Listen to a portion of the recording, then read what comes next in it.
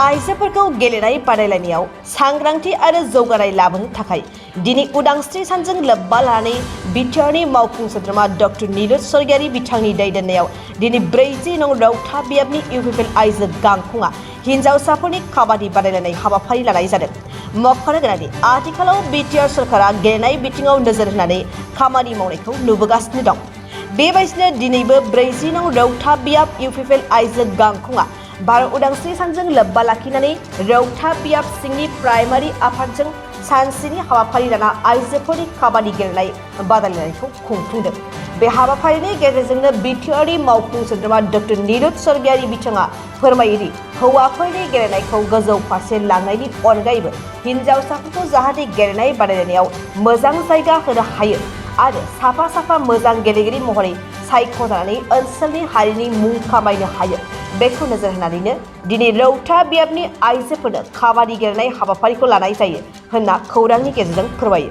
गिबियावनो आङो रौता समस्तिनि जानानै दिनैनि नैबे भारत उदांस्रि सानाव बयनोबो आंनि गोसो गोरबोनि हामलायनायखौ जासिहरबाय आरो दिनैनि नैबे गोथार सानावनो रौता ओनसोलाव थानाय गासैबो प्राइमारिफोरखौ लानानै रौता ब्लक इउपिपिएल वमेन उइंसनि मोनसे काबादि खेला बे काबादि खेलाखौ दिनै उदांस्रि सानजों लोब्बा लाखिनानै फालिनाय जादों आरो बाहाय जोंनि गासैबो इउपिपिएल दोलोनि दैदेनगिरिफोर महिलानि आइजोफोर दैदेनगिरिफोर दंफैयो। दा बेहाय जोंनि नैबे ओनसोलाव थानाय रोंगौथि गोनां काबादि गेलेगिरिफोर बिथांमोनखौ जोङो जायगा होनो थाखाय मोजां प्लेटफर्म होनो थाखाय दिनै जोङो बे हाबाफारिखौ लानाय जादों आरो जों आसा खालामदों जे जोंनि गेजेराव थानाय गोरों काबादि गेलेगिरिफोरखौ गोजौ थाखोआव जौगासार होनाय गुबुन स्टेट लेभेलाव नेशनेल लेभेलाव गेलेहोनो थाखाय खाबु होनो जों बेफोरबायदि मोनसे मोजां हाबाफारि लादों आरो जों आसा खालामदों जोंनि इउपिपिएल हान्जाया राजनितिल' खालामाब्लासिनो बेबायदि गेलेनाय बायदिसिना बिथिङाव जोंनि ओनसोलखौ गोख्रों महर होनो थाखाय जों बेबायदि हाबाफारिखौ लादों आरो बिनि मोनसे जोंनि ओनसोलाव बारहावा लाबोनो थाखाय बेफोरबायदि खेलानि मोनसे जोङो इनभाइरनमेन्ट जों खालामनो थाखाय नाजाबाय थादों। दा बेखायनो दिनै उदांस्रि सानजों लोब्बा लाखिनानै रौता ब्लक वमेन सेला जा मोनसे हाबाफारि लादों बिथांमोनखौ आङो साबायखर जासिदों।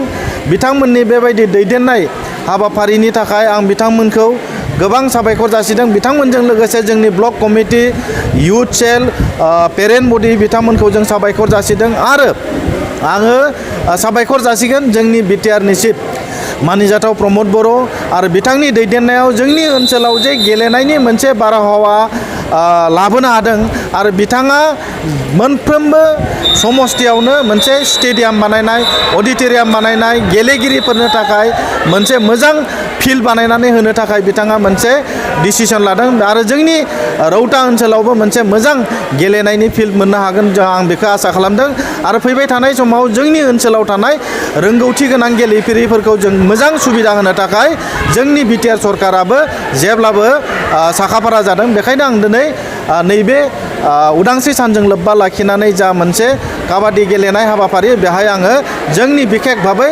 वमेन सेलखौ आङो साबायखर जासियो। गेलेनायखौ जोङो जोंनि रौता ब्लक कमिटिनि आन्दाराव 9टा भिसिडिसि दङ।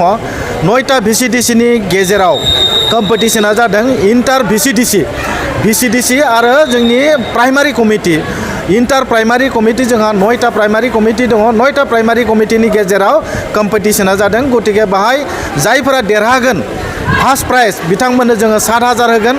जायफोरा सेकेन्ड प्राइज मोनगोन बिथांनो 5,000 होगोन आरो बेस्ट प्राइज थागोन। दा बेखायनो जायफोरा देरहागोन बिथांमोना देरहानायनि जा मोनसे ट्रफि बेखौ मोननो हागोन।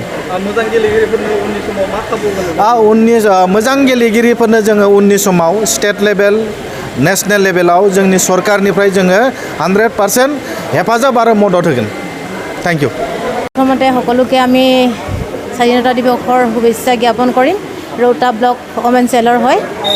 আমাৰ 40 নং পৰিষদীয় সমষ্টি ৰৌতাৰ কমিটিৰ UPPL দলৰ কমিটিৰ মূল কমিটিৰ সহযোগত লগতে আমাৰ যুৱ কমিটি অৰ্থাৎ যুৱ মৰ্চাৰ সহযোগত ওমেন অৰ্থাৎ আমাৰ মহিলা চেলে আমি এখন কাবাডী প্ৰতিযোগিতা আমি অনুষ্ঠিত কৰা হৈছে। উক্ত প্ৰতিযোগিতাখনত 40 নং ৰৌতা সমষ্টিৰ 9টা প্ৰাইমাৰীৰ অন্তৰ্গত এটা আমি দল খেলত মানে প্ৰতিযোগিতাত অংশগ্ৰহণ কৰিছে।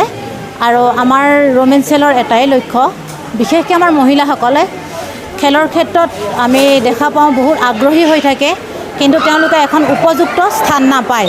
সেই স্থানখন আমি দি পেলানি যাতে তেওঁলোকে ষ্টেট লেভেল হওক চেণ্ট্ৰেল লেভেলত হওক গৈ যাতে মানে এজন প্ৰতিভাৱান খেলুৱৈসকল যাতে উক্ত স্থানলৈ যায়, সেয়ে আমাৰ মূল লক্ষ্য। এইখিনিৰ ক্ষেত্ৰত আমাৰ পেৰেণ্ট বডি হওক ইউথুৱেল হওক যথেষ্টখিনি সহায় সহযোগ কৰিছে। আৰু আমাৰ ইয়াতে নিমন্ত্ৰিত অতিথি আছিল আপোনাৰ UPPL দলৰ চেণ্ট্ৰেল লেভেলৰো আহিছিল আৰু ডিষ্ট্ৰিক্ট লেভেলৰো, সকলোৰে আমি সহায় সহযোগিতা পাইছোঁ। লগতে আমাৰ চেণ্ট্ৰেল লেভেলৰ এটা আমাৰ নিৰ্দেশো আছিলে যে ফুটবল খেল হওক বা কাবাডী খেল হওক আমি কৰিবৰ কাৰণে। এইখিনি ক্ষেত্ৰত আমি কাবাডী খেলখনেই আমি বাছনি কৰি লৈছিলোঁ। বিশেষকৈ ৰৌতা সমষ্টিৰ মহিলাসকল প্ৰায় কাবাডী খেলৰ কাৰণে আগ্ৰহী হৈ আছিল আৰু সেইটোৰ ক্ষেত্ৰত আমি 9টা প্ৰাইমাৰীৰ এটা টিমে লৈছোঁ। মই আগতেও কৈছোঁ এইটো। গতিকে আমাৰ প্ৰতিভাৱান খেলুৱৈসকল যাতে ভিতৰতে সোমাই নাথাকি যাতে উপযুক্ত স্থানলৈ যাব পাৰে, আমি এনেকুৱা এটা স্থান দিব পৰাই আমাৰ হৈছে মূল লক্ষ্য। সেইখিনিয়ে আমাৰ আৰু बाजाज बाइक लानो गोसो गुदुं सुबुंफोरनि थाखाय मोजां खौरां।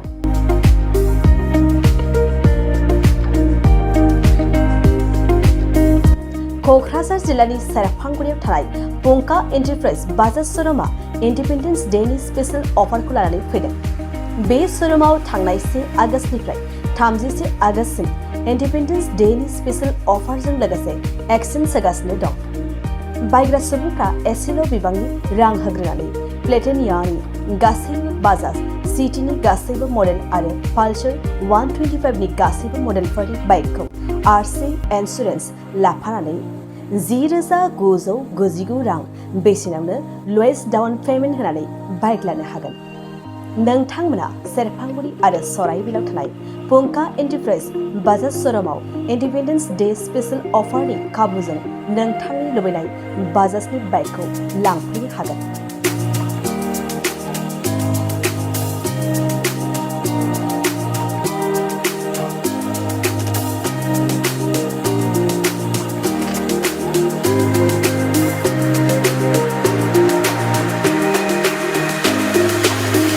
खाबुफोरा जादों 5 लिटार पेट्रल फ्री, गंसे हेलमेट फ्री, बाइक बायगिरिफोरनो 1,000 रां केशबेक हरफिननाय जागोन। जुदि नोंथांमोना गोसो दंब्ला आबुङै मिन्थिबावनो थाखाय नैबे मबाइल नम्बर 9395303476 आरो 9101547892 आव थोंजों सोलायनो हागोन।